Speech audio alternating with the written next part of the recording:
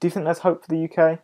I'm a lot more pessimistic than most pundits, most friends, family, mostly of everyone I know. I think you can talk about Trump, you can talk about Brexit, you can talk about all these things that are happening, Marine Le Pen, as these sort of great forward leaps in us becoming more red pilled and becoming more open and becoming more open to free speech. But I don't think it's enough. I think even if you had all of that times 10, even if our government became ultra right wing, I don't think we can fix the UK purely based on demographics and statistics and birth rates. I mean, if you look at the birth rates of immigrants who are coming into the country from North Africa, Sub-Saharan Africa, the Middle East, their birth rates are in the 6 plus. I mean, it's 6.1, 6.8 in Eritrea and populations like that which have immigrated into the UK. Compare that to the indigenous Brits who have a birth rate of like 2 or 1.8 or something like that, which, by the way, is irreversible for a population. It's not a matter of if the UK will last. It's a matter of how long it's going to last. It's probably got 30 or 40 years left before immigrant populations become the 51, 52% majority, vote in governments which represent them, whether those are Sharia compliant governments or governments which want to abolish all of the things that we fought for as a Western nation. So I think there's going to be this mass exodus of British people and people who want to fight for British values leaving the UK just before that happens to countries like Australia and the United States. And you're going to have basically a population which has only voted for its own interest, which is completely and utterly Sharia-compliant hellhole, which cannot actually pay for its own benefit system because, as we all know, this isn't a controversial, this isn't a conspiracy.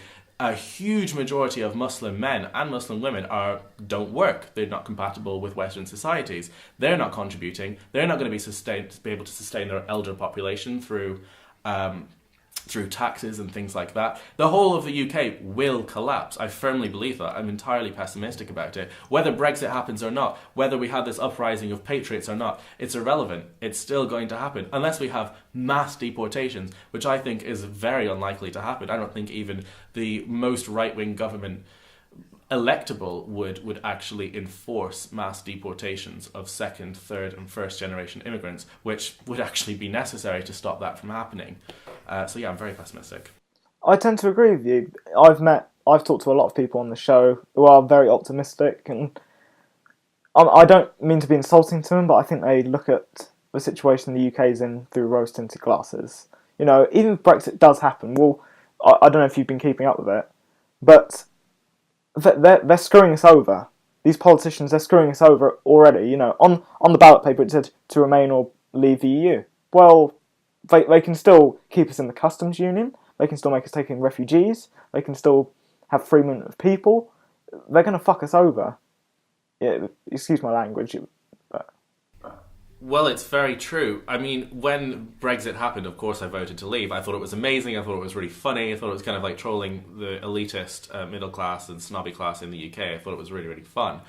But I don't really care if it happens or not, because it's not going to make a difference. It really won't make a difference. The UK is already fucked. I mean, there's not really much Brexit can do about that. It might be able to slow down immigration. It might make it a little bit more difficult for people to come to the country. But it doesn't matter how many people come into the UK anymore, because the populations that are already here are enough to take over in 30 or 40 years, given the current birth rates. It is irrelevant. All we are doing with Brexit and slowing down or even stopping immigration is delaying the inevitable.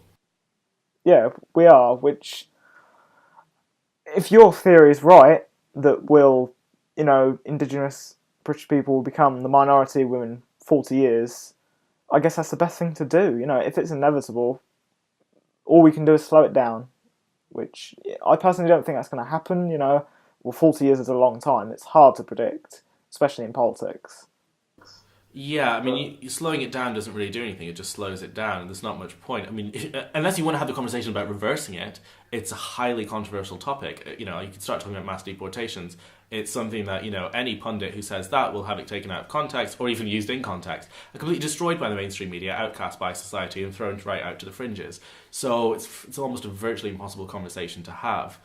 I'm willing to have that conversation. I think it's extremely important. And I think in 10, 20 years, when people start realizing exactly how bad things are getting, they're going to become desensitized to rhetoric like this. The things that I'm talking about won't be shocking anymore, won't be controversial anymore, because people will be having these conversations. You know, we started on Islam, we started on anti-social justice warrior feminist stuff, we started on, you know, that kind of soft topics. But now I think people are becoming more desensitized and more open to the more tough subjects when it comes to demographics, when it comes to race, when it comes to immigration. And I think that's a really good thing. But not for the UK. The UK is never going to implement anything like this. I think the US will, and I think that's probably the last refuge. I'm going to stay right till the end, by the way, in the UK. I don't want to give up quite yet. I love this country. I love British people. I love patriots of this country. I think our history is incredible. But yeah, it's pretty sad. It is very sad, you know. We have this incredible history of, you know, beating the Nazis during World War II, you know, a huge, you know, when you look at it on paper and look into the history of the war, it's almost like it was impossible for us to win. You know, it is incredible how we won against the Nazis. And we're being, you know, what those people fought for in the war is just collapsing, you know, it's being torn away.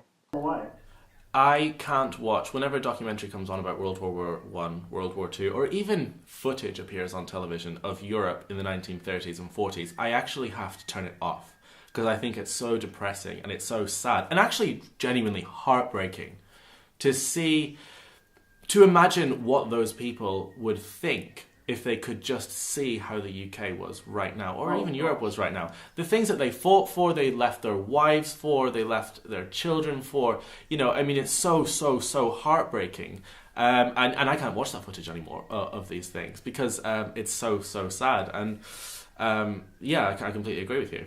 Yeah, I can understand why you think that's sad. You know, I haven't got to that point yet, but did you see the movie Dunkirk? I love that movie. I know I say that I don't watch war films or anything like that, but that was my favourite director, Christopher Nolan. Incredible, my favourite. And of course I went to see it, especially after Nigel Farage tweeted that everyone should see it. I went to go see it on the opening weekend. Yeah. When I watched that film, I went in there, I watched the film, I enjoyed the film. And I came out after, and I really did think it really did restore some pride in my country, in Britain. Because I'll be straight with you. I'm not the most patriotic person in the world. You know, I'm not that patriotic, but that restored a sliver of pride. And I think for a film, or when it's got that bad in the UK, where you need a film to restore pride in your country, it's not a good day, and it doesn't look good. I can have sympathy for you not feeling very patriotic, because those films might make you feel patriotic. Can you imagine how patriotic you would feel in those days? Getting off the train, I remember the scene at the end of the film where they got off the train and all the local townspeople are cheering for them, throwing flowers into the train, where the British public got into their private boats and risked their lives and family, sailed all the way to Dunkirk to pick up our men. I guarantee if that exact same event happened in 2017, I really don't think that you would have British citizens doing that anymore. I don't think that pride for the UK is there anymore. And I don't think that is as the fault of the British people. I think they have been indoctrinated. And I think a lot of people think, well, what is there to fight for if our country is going to shit? I mean, I walked out of the Dunkirk film and I felt very patriotic as well. And then I saw, I went to see it in Bedford or something, and then I walked around and there were just like people in hijabs everywhere, all the shops had different languages, and I kind of thought, that film is a country that I want to be really proud of and that I think is really beautiful. But what I'm seeing outside the cinema is not the same thing. It's a completely different scenario. So, yeah, I do understand that. Yeah, which it breaks my heart to say that I'm getting very pessimistic. Just like yourself, I personally have ways to, I could get out of the country, I could leave, but as you said you want to stay till the last minute, when it truly does start to become dangerous, and of course as a gay man, Islam, it's not good, Yeah, absolutely. And I don't like the whole gay thing as well. I don't like to harp on about, about Islam being bad because I'm a gay man and because it's all very identity based. I do think because it's bad for the West, it's bad for the family, it's bad for culture, it's bad for human rights, it's bad for everything. That's what annoys me about gays who say they don't like Islam only because it doesn't like gays. I mean, that's very selfish, actually. But yeah, it's a good point, of course. It's it's going to become extremely dangerous. Europe is becoming extremely dangerous. Look at areas which have become heavily associated with immigration. One is Tower Hamlets. It's something like 80% non-British. And it has one of the highest populations of gays and trannies and all these different people who live there, who go out and party in Soho. And they all think it's trendy to live in the diverse areas because they've been told by their parents in college that diversity is good and it's great and it's safe. That is the highest... that area has the highest statistics of hate crimes against gays and trans people in the UK because they've all moved there and they've all been attacked and beaten in the streets by Muslims, by immigrants, by Africans. That is a catalyst for the rest of the UK. I mean, that's what it's going to be like. It will, I believe, Sweden, it's awful there, It's starting to affect women, I'm guessing. I don't know if it's got that bad yet here, but I haven't heard the horror stories, like you hear in Sweden of women, where they have to dye their hair black so they don't get raped, It is truly scary stuff. Yeah, Sweden's a complete disaster. I did an interview with Peter Sweden at my house yesterday. He came here and we did an interview about this. And he was talking about something like 27 grenade attacks this year. And I thought, a grenade attack, by the way, is a symptom of an area that is a war zone. It's a symptom of an area like Syria or Afghanistan. And no, the UK hasn't got to that extent yet.